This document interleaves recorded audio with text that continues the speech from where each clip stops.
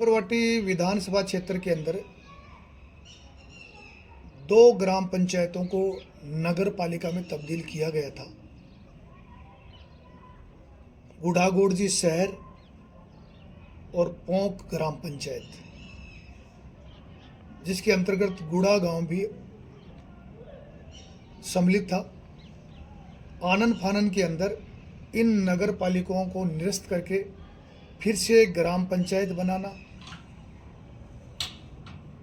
नगर पालिका के चेयरमैन को फिर से सरपंच पद पर नीचे कैडर पर लेके आना, पार्षदों को दोबारा वार्ड पंच बनाना। नगर पालिका बनाई गई थी तो उस समय सरकार के प्रतिनिधियों ने और डिपार्टमेंट के लोगों ने सोच समझ के निर्णय लिया था।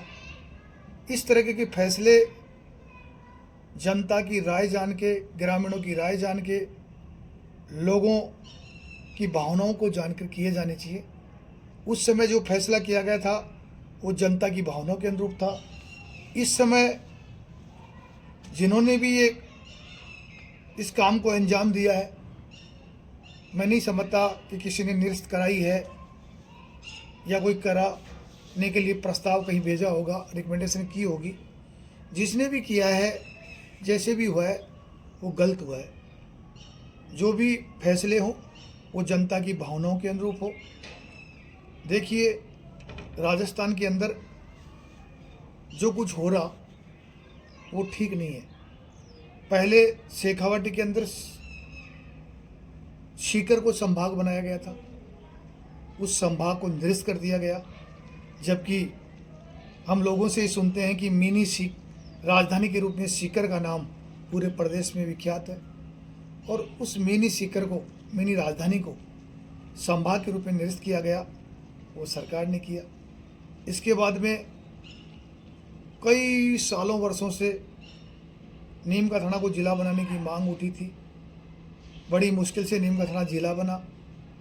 जिला बनने के बाद में डिस्ट्रिक्ट डीएम, एसपी और तमाम कार्यालय खुले, उन पे बाकायदा नाम अंकित हुए, कामकाज चला। और एक अचानक सी एक रात एक ऐसी काली आंधी आई कि उस नीम का थाना जिले को समेट के वापस राजधानी ले गई। ऐसा ही नहीं, अब जो हमारे लोगों के साथ में हुआ, देखिए, हम तो ये सपना संजो रहे थे कि गुड़ा पोंक नगर पालिका में तब्दील हो गए, कामकाज लंबे समय से सुचारू था, गुढ़ा शहर भी नगर पालिका के रूप में बहुत आगे विकास की गति में आगे बढ़ रहा था। हम सोच रहे थे कि टूरिज्म के क्षेत्र के अंदर मालखेत की पहाड़ियों का कोई मुकाबला नहीं है। यहाँ पर भव्य मंदिर है, प्राकृतिक झरने, कुंड और अलौकिक स्थल है, जिसकी हरितमा, मनसा माता शक्तिपीठ, इधर गुड़ा, ये सब सारे एक ही संगम की तरह है।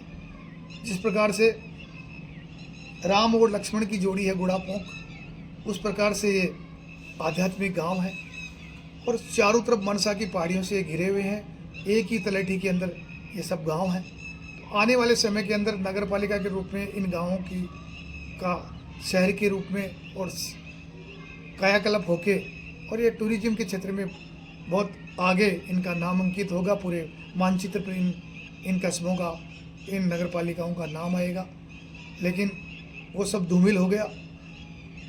गुढ़ागोड़जी शहर जो शिक्षा नगरी के रूप में पूरे प्रदेश में, देश में सब लोग इसको जानते हैं, जहाँ पर स्वयं विवेकानंद जी लंबे समय तक प्रवास कर चुके हैं, ऐसे शहर के अरमान भी चकनाचूर हो गए।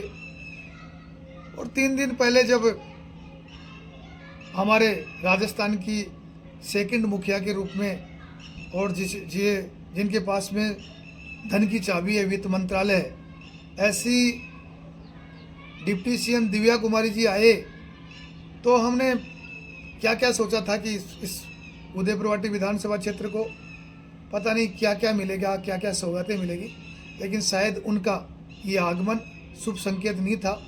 उनके पचिनों से हमारे को मिलना तो दूर, उल्टा हमारा मुंह का नेवला और छीन गया। हम तो सोच रहे थे कि चमरा जो 8 गांव की ग्राम पंचायत के रूप में वर्तमान में राजधानी के रूप में है वो, तो वहाँ पर अब नगर पालिका बनेगी। चमरा चौपुलिया के अंदर किशोरपुरा, नेवरी, हिरवाना, मैनपुरा जैसे गांव जुड़ेंगे और हो सकता हो आगे भी ककराना दीपरा का भी नंबर आ जाए। और यहाँ पर अब कचरादान होंगे, स्ट्रीट लाइटें होंगी और चमचमाता ये कस्बे से शहर में ये तब्दील ये चमरा चौपुलिया होगा। चारों तरफ हरितमा होगी। सारे नगर पालिका बनने से हम सब लोगों के जो पहले से जो हमारे दिल और दिमाग के अंदर विकास के पहिए हमने जो सजोए थे उनके पंख लगेंगे, इलाके में 4 चांद लगेंगे। वो सारे सपने चकनाचूर हुए। देखिए, जनता की भावना के अनुरूप मैं ये सब बोल रहा हूँ और जिन लोगों ने मेरे को बताया है, हो सकता हो कि मेरी बात से कोई सहमत हो ना हो। अलग अलग मत हैं, अलग अलग विचार है, डेमोक्रेसी है, लोकतंत्र है। सब लोग अपने अपने प्रस्ताव और अपनी अपनी बात रखने में स्वतंत्र हैं। कोई ग्राम पंचायत बनाना चाहता है तो मैं उसका भी धन्यवाद ज्ञापित करता हूँ, और कोई नगर पालिका के अंदर हमारा सहयोग करता है तो मैं उसका भी धन्यवाद करता हूँ। लेकिन जहाँ तक मैंने सोचा समझा, नगर पालिका के रूप में इन दोनों जो हमारे कस्बे हैं, शहर हैं, इनको लाभ मिलता